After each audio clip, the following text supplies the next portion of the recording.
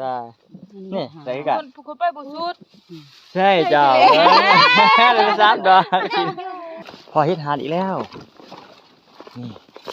นี่แดงๆทีนี้เมียไปเฮ็ดหาดแดงผู้หลายเฮ็ดหาดละ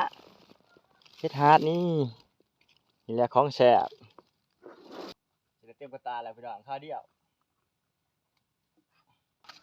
เฮ็ดดินนาเสาดอกใหญ่ๆนี่พี่น้องคักขนาดเลยเพาะเฮ็ดคาพี่น้องเอ้ยนี่เฮ็ดคาดอกงาม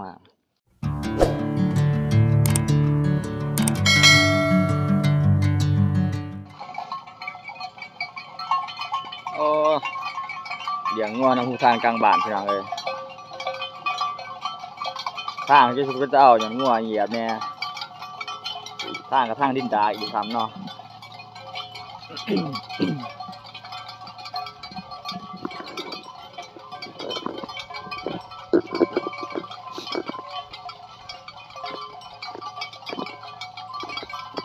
สวัสดีพ่อแม่พี่น้องสวัสดีตอนเช้าพี่น้องเลย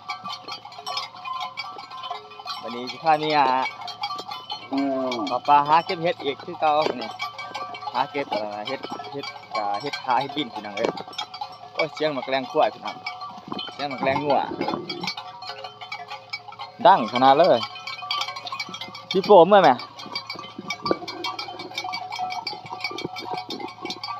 สิขับปลาหาเก็บเห็ดวันนี้ฝุ่นเมียยังงามล้างพี่น้องเลยไปหาเห็ดขาเห็ดดินมักแรงขั้วแรงงัวดังขนาดงัวรับ20-30 โตมาเลี้ยงอยู่น้ำกลางบ้านพี่น้องเลย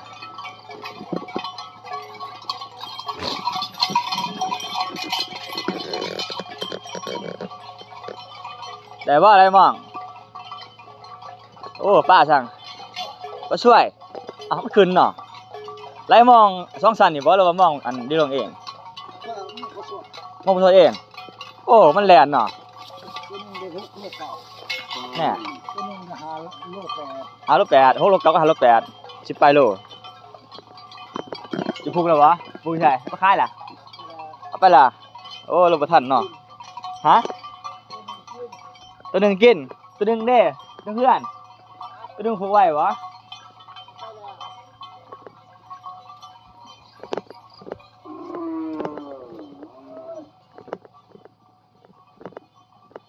ป้าช่วยแลนนี่เนาะได้ป่ะเจ้าลุง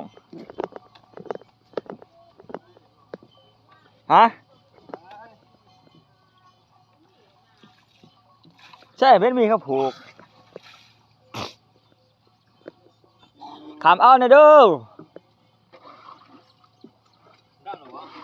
ย่างว่าท่านได้ดำเถื่อดอก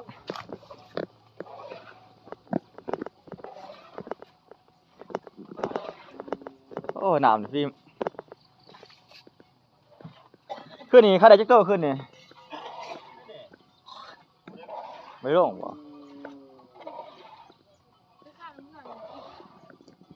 ข้าเลยมองข้ามาจากช้าลมดอกฝนตกไปแห้ง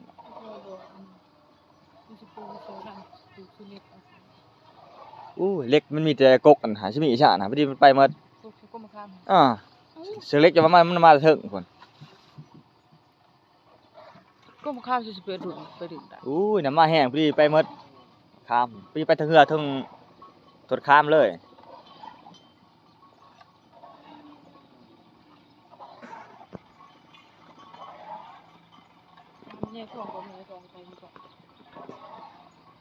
ใช่เขาได้ละไม่เห็ดบัวเห็ดปวกใหญ่มากก็พอเห็ดปวกใหญ่อันนี้มันเปื่อยมันเน่าแพงเลยเน่าแห้งแต่ดอกมั้งเห็ดปวกเนี่ยนี่ห้อยเดือบ่ห้อยเดือนี่ห้อยเดือใหญ่นี่ว่าเห็ดปวกหรือว่าให้เห็ดขายดิบนี่ให้เห็ดปวก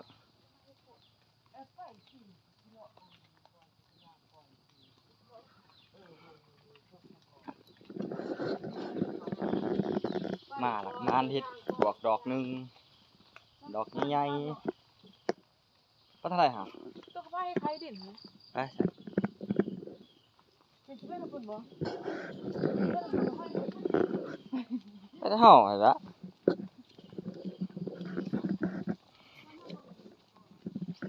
เห็นแล้วเอิ้นเด้อ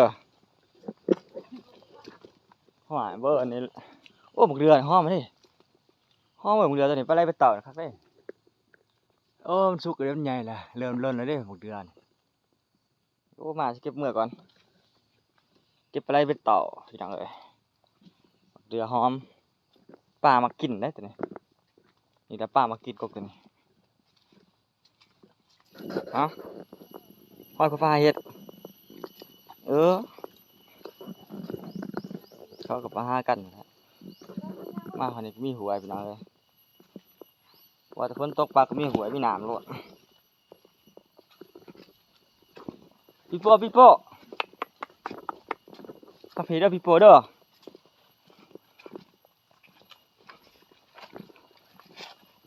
โอ้ยหมื่นไปถือเกือบมันมาถือเกือบจะแตะหมานหมื่น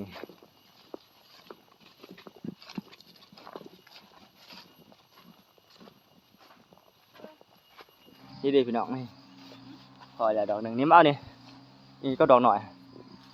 เห็นปะเด็กขาวๆอยู่ดอกขาวหน่อยๆอู้ช่องดอกนี่ดอกหน่อยละพี่ลุงเพิ่น อยู่ลุงคุณนะเดี๋ยวดู ย้อนที่หอมไม่ชิมหอมแค่หาก็คือเห็น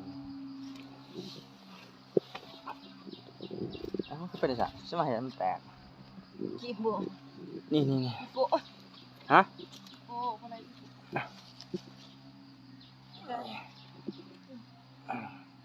เจ้าดอก สองดอกนี่เฮ็ดดินแต่ว่า ขาเฮ็ดโพ เฮ็ดโคตรขอเฮ็ดโคตรเป็นคนพ่อแล้วบ่วันเองพ่อเองยังรอหาไปอีกก่อนร้านมีเกิดแทนเฮ็ดขาเอาเลยหนึ่งเอามือหนึ่งเนาะเฮ็ดจังเฮ็ดโพดเฮ็ดลายเฮ็ดโพดล่ะเฮ็ดอันนั้นเฮ็ดละงัวบ่ดอกใหญ่อันนี้เอาดอกหน่อยนี่ก็แม่นกำลังพบเกิดดอกหน่อยตัวนี้เน่าแม่นเด้มันเน่าตัวนี้ เรื่องงู เรื่องงัวเด้เฮ็ดแต่หมากเบาบ่มีหลายดอกไปจ้ะนี่ตัวนี้เฮ็ดคาพี่น้องเอ้ยโอ้ตัวนี้เน่าแล้วสองดอกเดี๋ยวเฮ็ดขาเน่า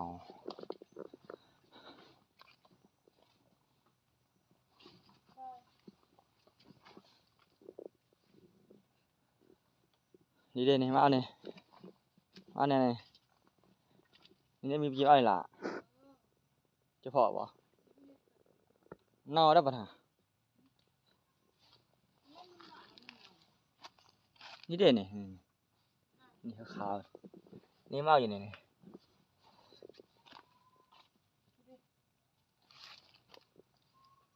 คุณคนอื่นอันนี้ใช่ไหมครับ เฮ็ดขา เอาที่ค้างเอาละทีหนึ่งเอาหนึ่งแฉะแต่ว่า โบยเฮ็ดอีกเป็นมันเนา อันนี้ ไปเก็บทุ่งเลยเด้อทุ่งจะมีอยู่นะมา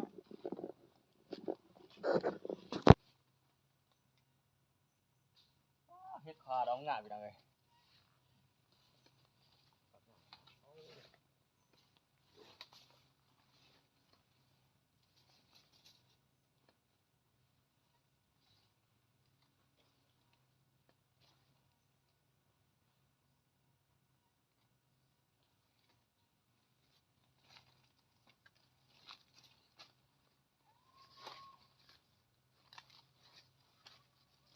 เ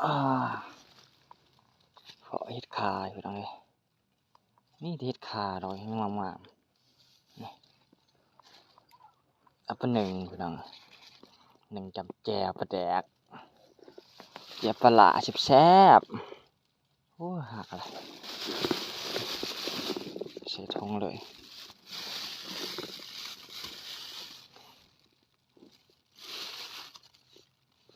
เฮ้อนี่ดอกหน่อยปลามันนี่ยังพอได้เทศขาพออีกหน่อยเฮ็ดขามีดอกงามโอ้ยเฮ็ดขามีแต่ดอกงามๆพี่น้องน้องป่องปลายเอ้ยหมดทุกคนนี่มีดอกงามๆดอกงามครับเก็บแล้วก็ใส่ถุงต่อย่างต่อพี่น้องเอ้ย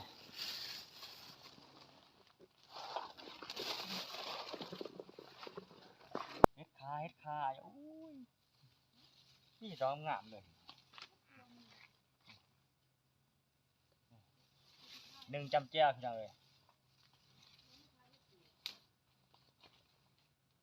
ฮะใช่เฉพาะมุ้ยปลวกวะ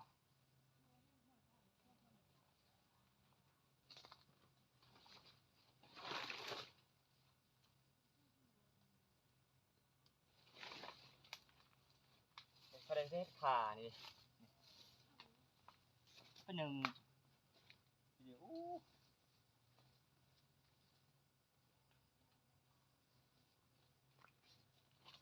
พอมุ้ยขาพี่น้องเลยเขาท้องก่อน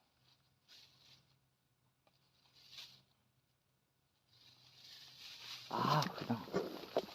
ชาลาเป็นพอให้ปวกยังเลยให้ปวกว่าเอ๊ะนี่พ่อแม่ใช้เห็ดปวกยังโอ้เห็ดปวกแดงว่าจะพอใช่น่าจะได้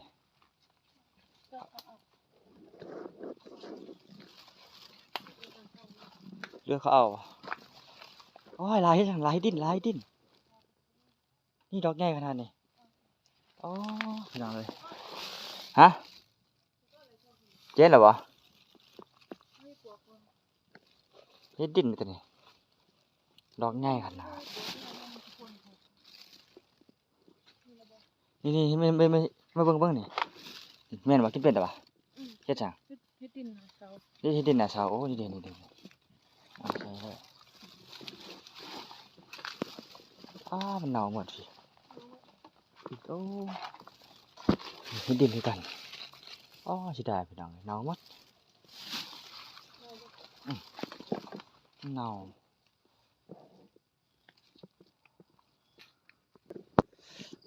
คันหมดพี่น้องเลยโอ้ยุ่งเสือบางลายมากพี่น้องเลยมาปลาช่วงนี้เสือบางลายบ่ได้พี่น้องคันขนาดยุ่งครบอุ้ยยุ่งอะไร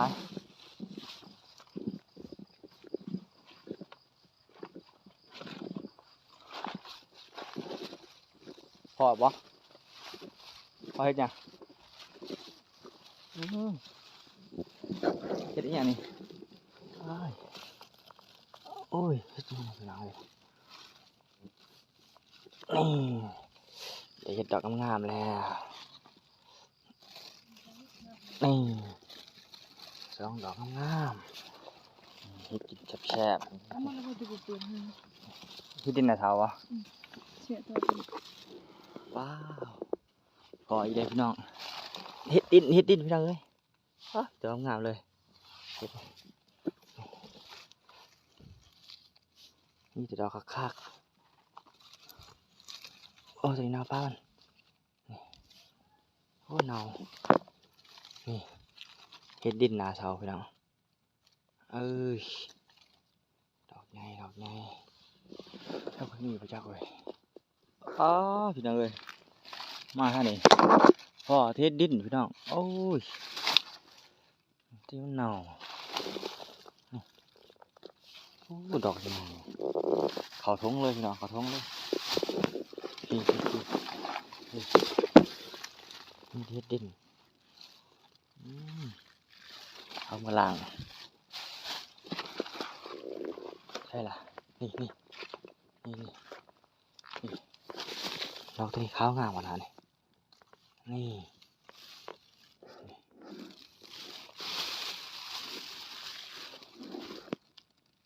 พี่โอ้นี่นี่ก็มีพี่ขาวไปทิวเลยนี่เอาดูก่อน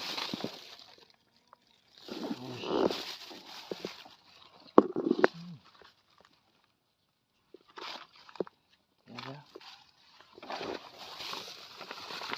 เดี๋ยวพี่น้องไม่ได้เห็ดขาวพี่น้องเว้ยเอาเฉลือเอาตรงงามๆแล้วพี่น้องแต่ได้บ่งามเขาจะปะมัน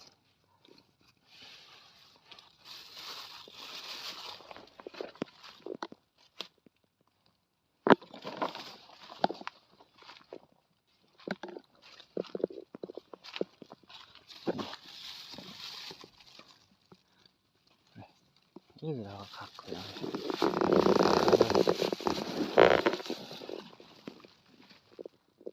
ห้าเบิ่งคอยพี่ห้าเบิ่งคอยพี่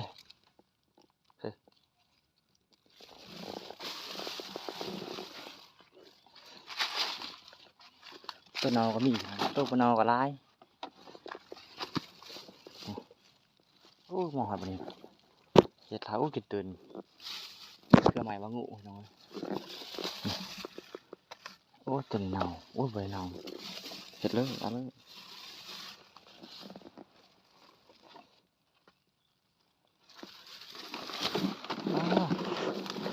คือท้านั่นไปตองกุ้งโอ้เห็ดดินนะสาวเห็ดดินนะสาวดังเลยเยอะแยะมาแล้วกันเสียทอ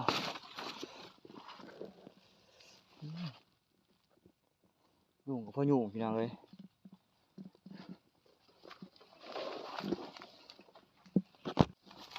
พี่น้องเลยเห็ดยังแดงๆเห็ดยังแดงๆนี่เหรอเห็ดยังแดงๆนี่ฮะบ่แม่นจักมาเบิ่งติ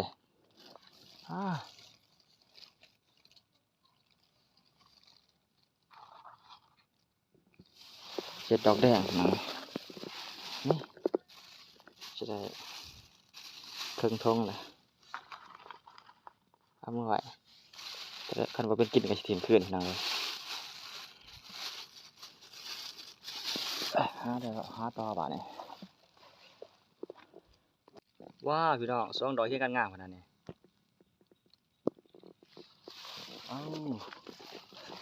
สองดอกก็ยังกันงามขนาดเลยโอ้มาถึงถูกมองเฮ็ดพี่น้อง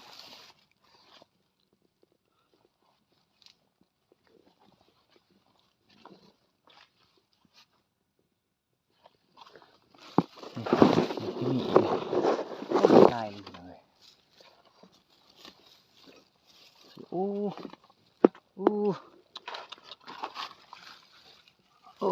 พี่น้องเลย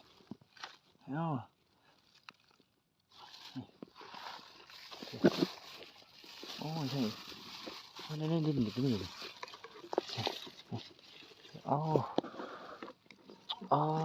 งเห็ดกินเห็ดขายใช่ละพี่เยอะแยะเลยพี่น้องฮักละโอ้เสียดายดิพี่น้องเลยโอ้เอาเลยฮักละ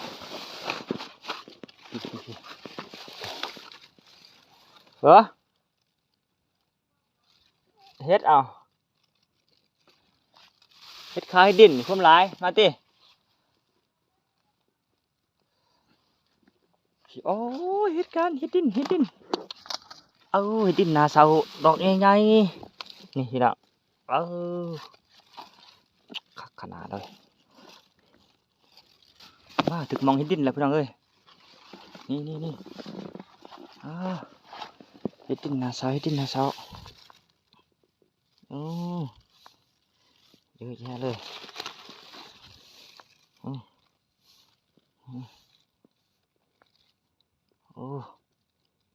หนึ่งพี่น้องเอ้ย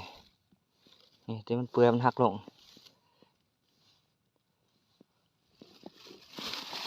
เขาทงเก็บแต่นี่เขาทงยังเรียพี่น้องหลังจากอันนั้นห้าวก่อนเราใส่ทงใส่กระตาน้ำเมียเรามาห้าสุดใหม่อีกค่าเดียวพี่น้องเกือบครึ่งทงพี่น้องเอ้ยเกือบเต็มทง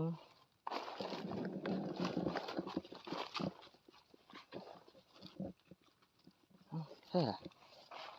พี่เห็นกับข้าวอยู่ยานดูมันได้ขนาดเมียเพิ่งพอเฮ็ดปวกพี่น้องเอ้ยพูดเปิดผ้าอยู่พุ่นอยากทางกันห้าพี่น้องเพิ่นพอเฮ็ดปวกเพิ่นว่าเพิ่นห้องมาใส่มาท้ายเฮ็ดปวกแน่เพิ่นว่าวันเลยบุไปวันก็ยังมัวน้ำเฮ็ดขายที่ดินอยู่เนาะได้หลายเติบอยู่หาเขาเดียว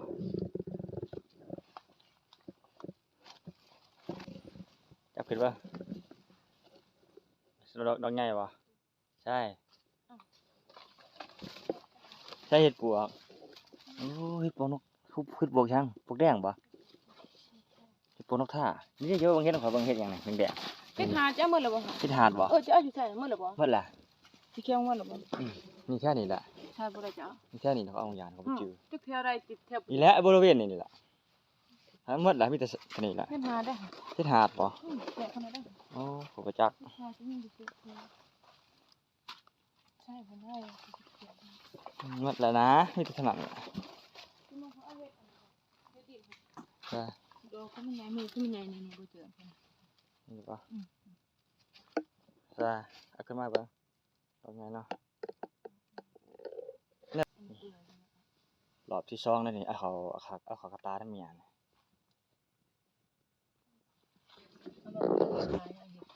หนึ่งคิดว่าขึ้นคือว่าแซ่บ เทาลายเสาตีน่ะเสียอ้าว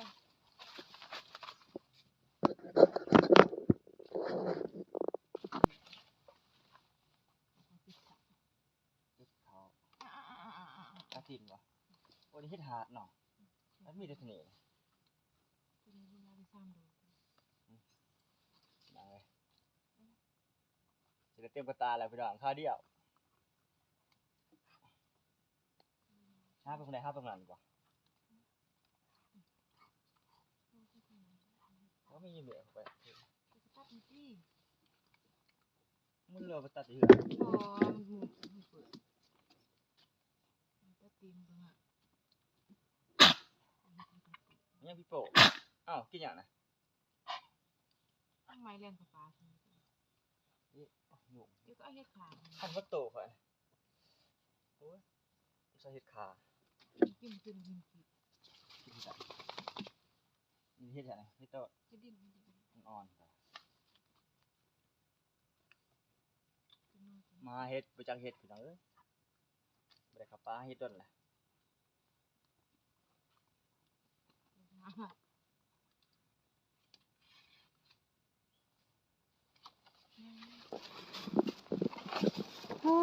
พี่น้องเอ้ยอู้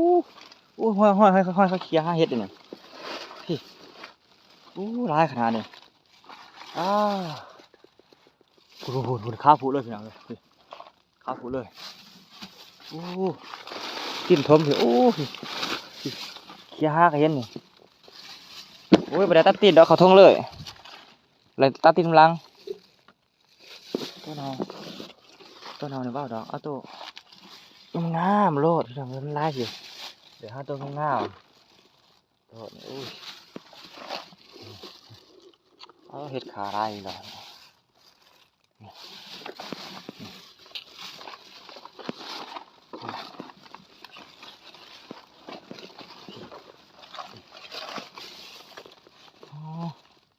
เยอะแยะ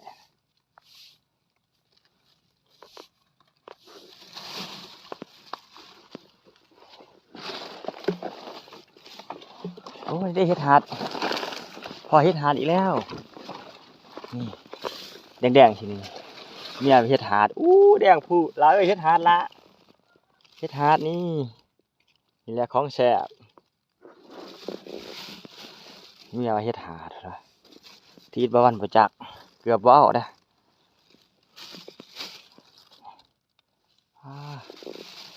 แล้ว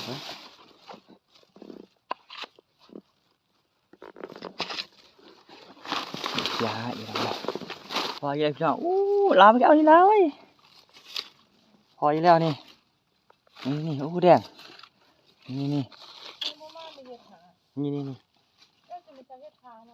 เห็ดขาวคมลายนี่เอาเห็ดทานนี่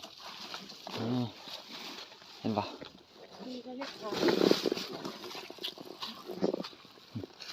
มึงจะเอาเห็ดทานนี่เนาะเอาเห็ดทานดอกแดงดอกแดงเนาะที่เขาว่าไม่เห็ดทานเขาว่าชิบะ เฮ็ดขาเฮ็ดดินที่มันบ่เสร็จมันได้ตุ่มเสร็จอึดกันนะ เอาใส่เลย คนนิดตัว แล้วชิมุนเห็ดไปในถุงข้าวเดียวนี่ยังมาหลังจากใส่ใส่กระตาแล้วถึงข้าวเดียวสิได้ครึ่งเกือบได้ครึ่งทุ่งกันนี่พอเพิ่งสิเคลียร์ให้ข้าวมีเห็ดนี่ดิเห็ดเนาเลยมันต้องมีอีกหน้าแทนเองเพราะว่ามีมูแทนมูอย่าง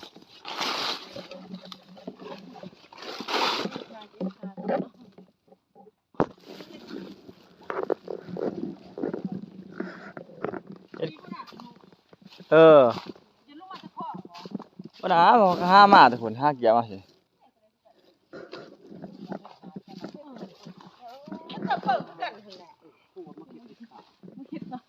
ใช่นี่ใส่กัน คนไปบ่สุด ใช่เจ้าเลยไปซับดอกได้เห็นหากอะไรกัน มหาวิทยาลัย เต็มตากันเนาะ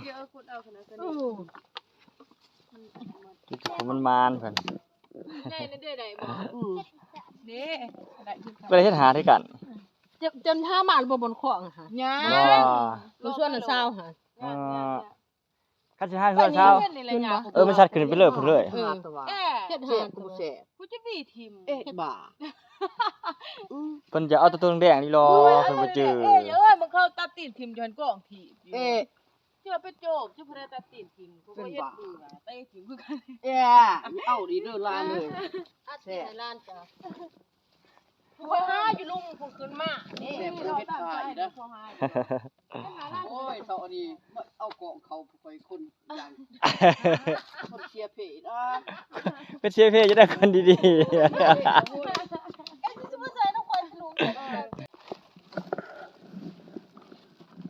พี่โป้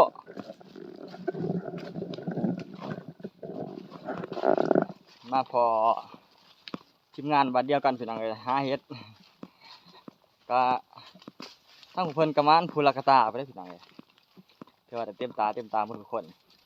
เฮ็ดนี่ก็หลายพอสมควรเติบเด้ก็เป็นเฮ็ดรวมเฮ็ดนี่แหละเฮ็ดขาเฮ็ดดินเฮ็ดอันนั้นดังงัวเฮ็ดเฮ็ดจังเฮ็ดหาดก็หลายอยู่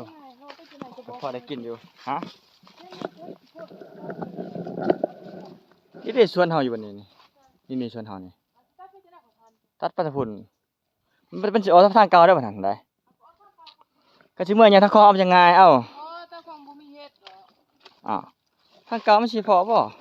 นี่ว่าจะหาเฮ็ดขายเฮ็ดดินเหรอที่ว่าเขาเฮ็ดดินมีตรงงามมีแต่มันเน่าก่อน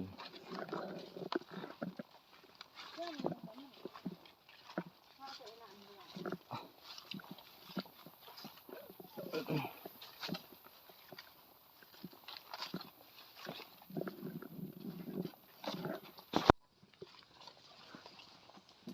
รับพี่น้องเอ้ยตอนนี้เฮ็ดปวกบ่เฮ็ดปวกโอ้มาขากลับพี่น้องเอ้ย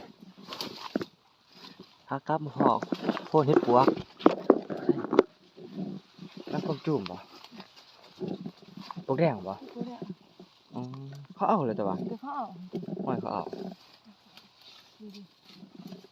มันอยู่ที่พ่นใช่ป่ะที่ปวกแดง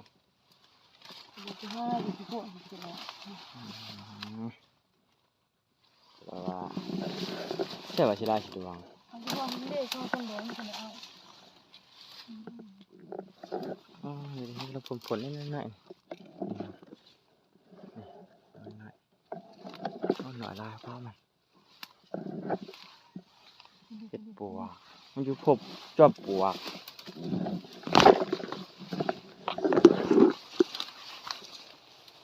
นี่ลุม ใช่มันต้นเอาไม่ถึงข้าวที่ดีกว่า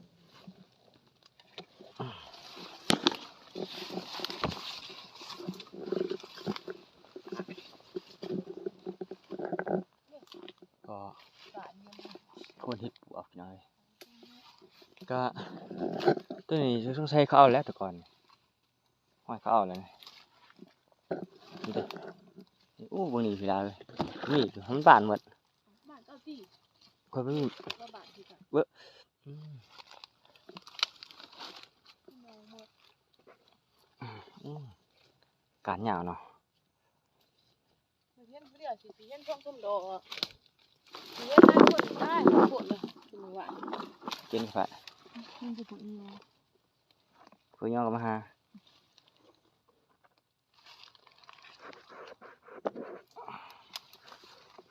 ใช่ กินน้ำ กินน้ำหมด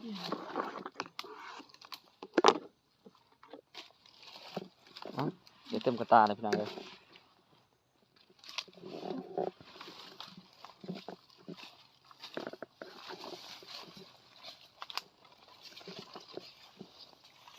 ยังบ่ทันได้ทำอยู่ได้ทั้งมื้อ จะทำมือจังหวะ หรือว่าสิยังกลับคืนอีก มาเล่นมาก่อนเมื่อก็ มาพอเฮ็ดปวกอีกพี่น้องเอ้ยหมู่หนึง เน่าหมด แต่ว่าสิได้หนาวหมด ที่เน่าเมื่อ อยู่มื้อนี้ก็หนาวคือหนาวหมดพี่น้องเอ้ยสิได้เด้เฮ็ดปวกเน่าปวกแดงสิได้มาว่านเดี๋ยวบ่เห็นจะมาวันเดี๋ยวบ่เห็นบ่ท่านจะบ่ได้มาเบิ่งทางนี้ บริย่างเขาเป็น โอ้สิได้เด้อะเมียมาวันนี้มันบ่พอตัดบ่พอพอมือมันเน่าแล้วเฮ็ดลายลีได้เท่านี้แหละนี่เน่าหมดนี่เน่าหมด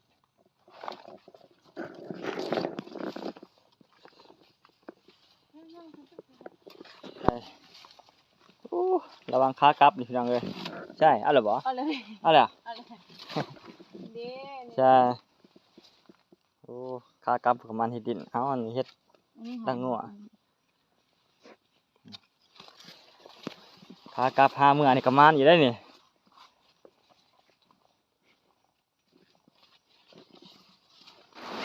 เอามาฮอดบ้านแล้วพี่น้องเอ้ยก็เลยล้างเฮ็ดก็ได้อยู่กระตาหนึงครับสิกินบัดนี้มานเติบ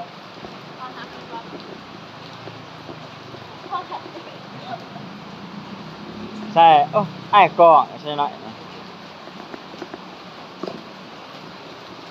ปลาหอดเพื่อนมาแต่ปลาหอดเพื่อนก็พอดีฝนตกค่ำไอ้เนี่ยแต่มาหอดเพื่อนก่อนพี่น้องเอ้ยเกือบฝนตกค่ำนี่ฝนตกพายุเข้าตอนนี้พายุขอนักเมืองช่วงนี้พี่น้องเอ้ยไอ้เนี่ยแต่ว่ามาหอดเพื่อนกับพี่พอดีอะไรฝนตก